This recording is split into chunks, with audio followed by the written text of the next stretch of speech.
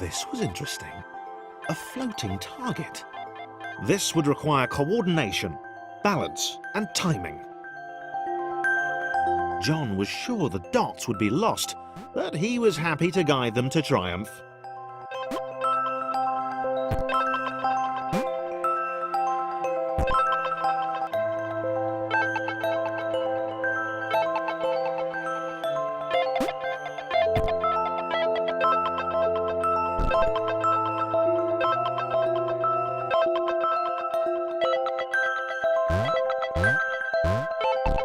Maybe that's what the dots were for. They were there to extend John's reach, to make his performance even more impressive. John liked the thought. He decided to keep them.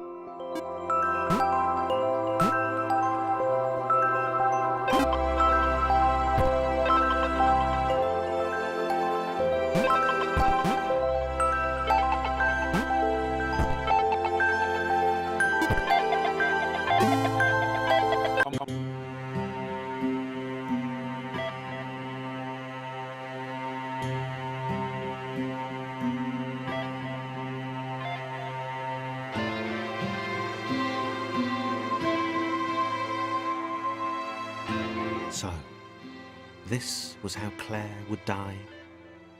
She knew it would happen eventually. She was rubbish at jumping, and she moved slowly.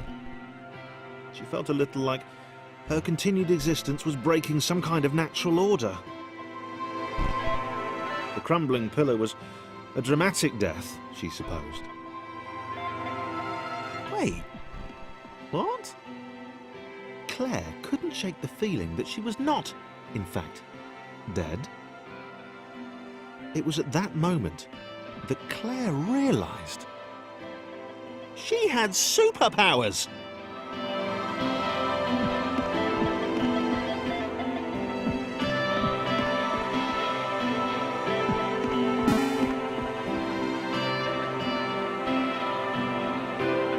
She'd need a cape. There was no getting around that. You couldn't be a superhero without a cape. Claire didn't want confusion. If you saw a cape, that made matters clear. You knew what you were dealing with. Claire was all about communication. And, you know, floating in water, which was her superpower.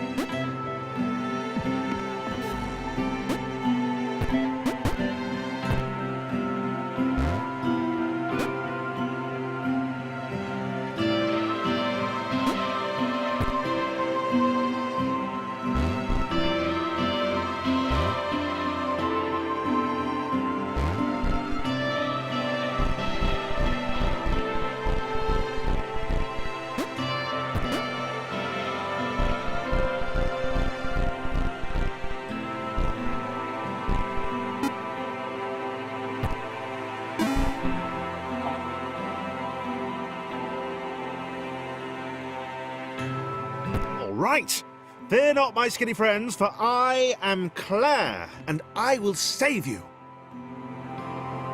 Claire needed to come up with a superhero name as soon as possible. Claire was rubbish.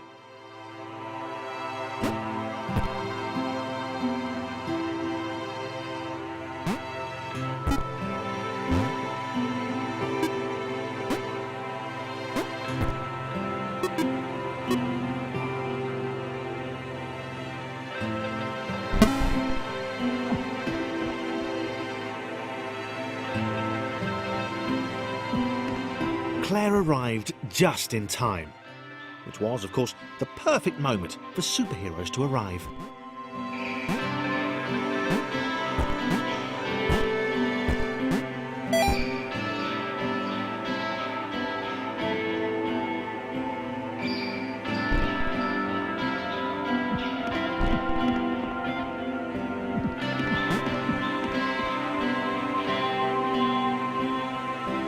As the water began to rise, Claire vowed to save this little rectangle in as many restarts as it took.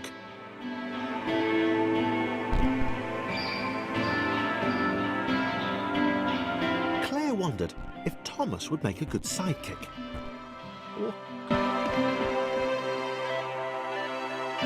Claire arrived just in time, which was, of course, the perfect moment for superheroes to arrive.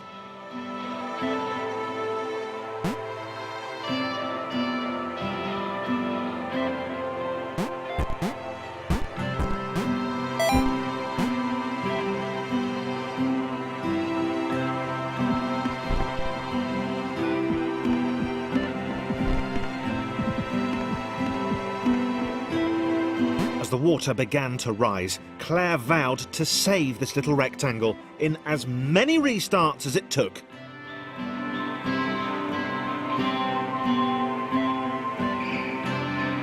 Claire wondered if Thomas would make a good sidekick. Claire arrived just in time, which was, of course, the perfect moment for superheroes to arrive.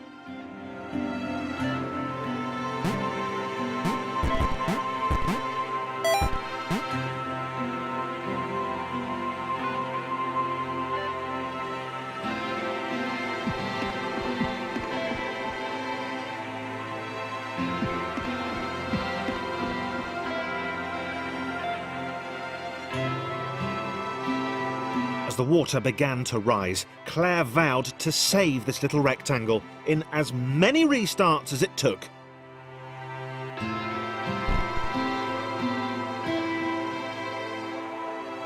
Claire wondered if Thomas would make a good sidekick.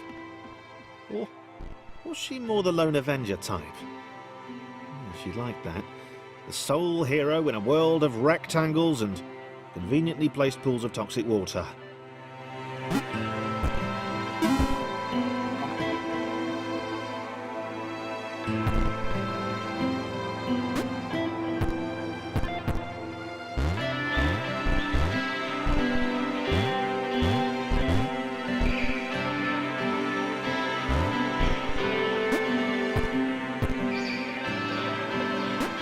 The others told Claire that staircases were a bit of a fixture here.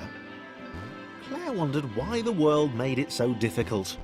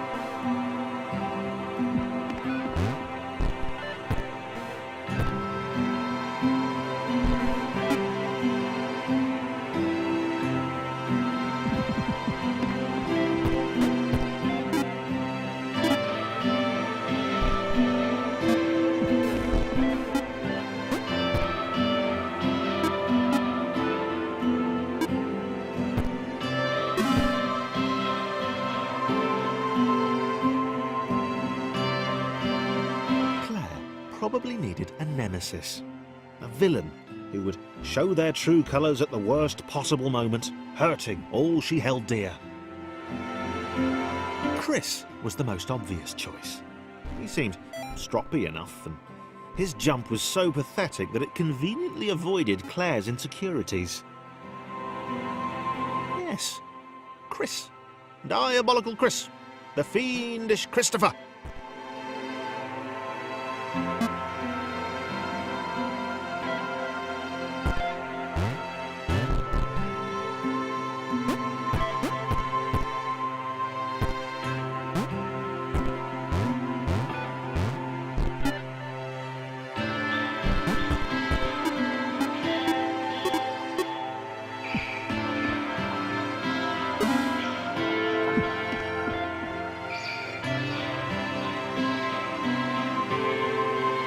Wait, where had Chris gone? Was he off somewhere, plotting Claire's downfall? If Claire was honest, and she had to be because she was a superhero, this was a troubling turn of events. Still, there were reasonably sized bodies of water to cross.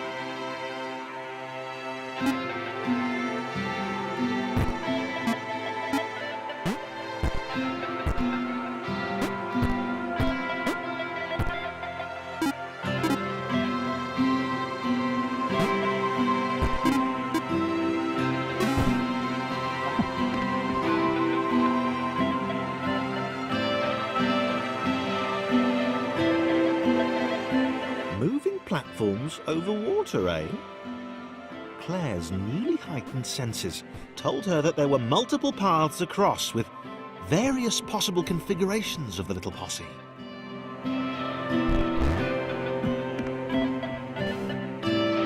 They were doing really well.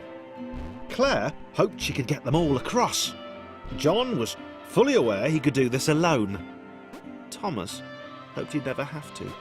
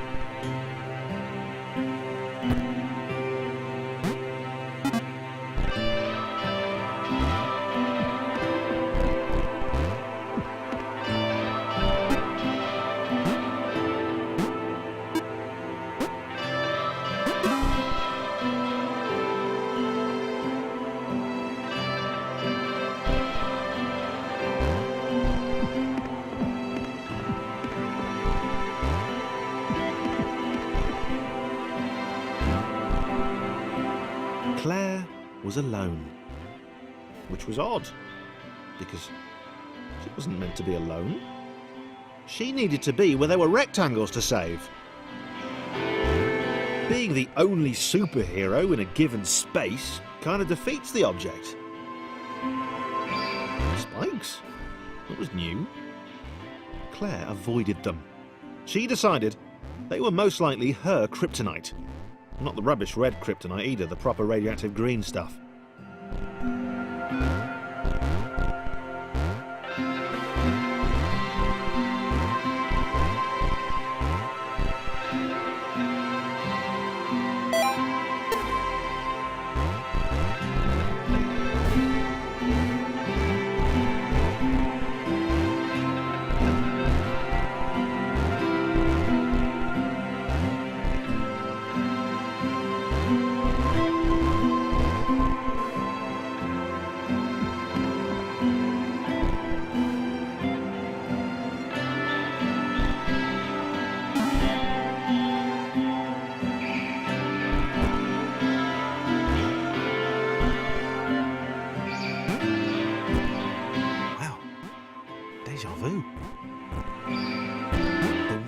Repeating, and this time Thomas was here. Claire felt something had gone wrong. There was a disturbance in the force. Something had altered the matrix. The world was reacting to their progress. It was amassing its forces. It was plotting against them. Claire finally had a nemesis.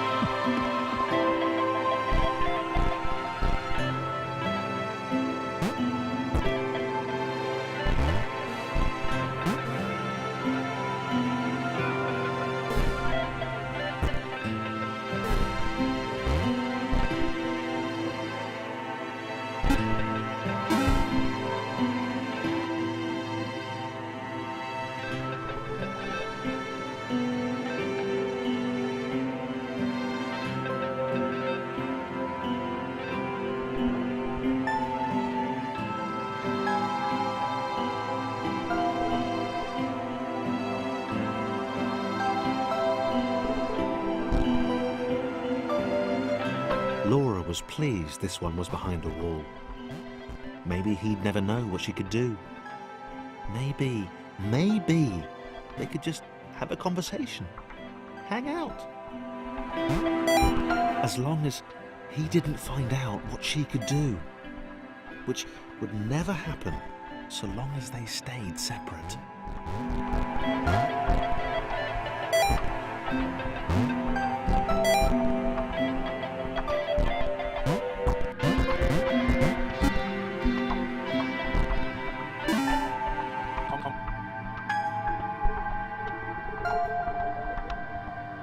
Laura didn't have time to worry about the ominous pixel cloud. It had been following her for some time, and it had kept itself to itself until now.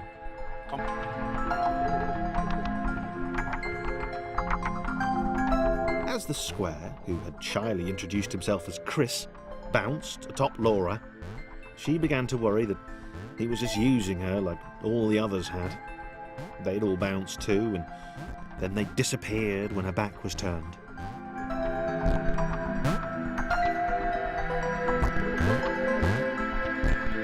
Only the ominous pixel cloud ever remained, looking a little bigger and a little less hungry with every disappearing friend.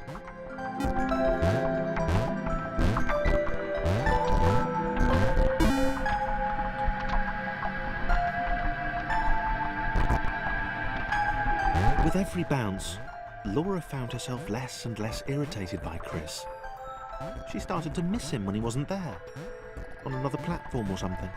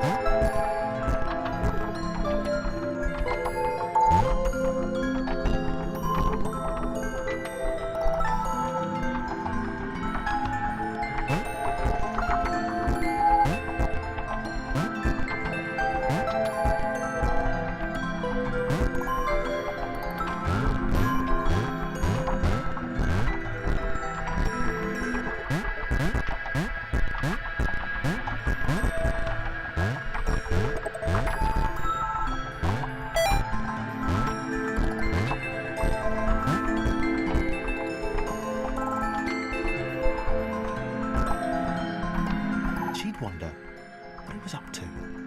Was he missing her? He wasn't saying very much.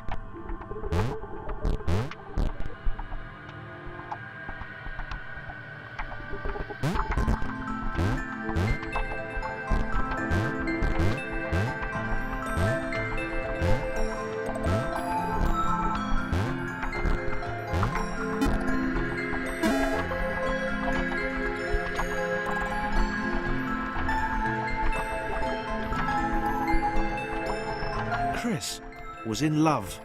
She was perfect. He had to tell her so. At some point, he would definitely tell her.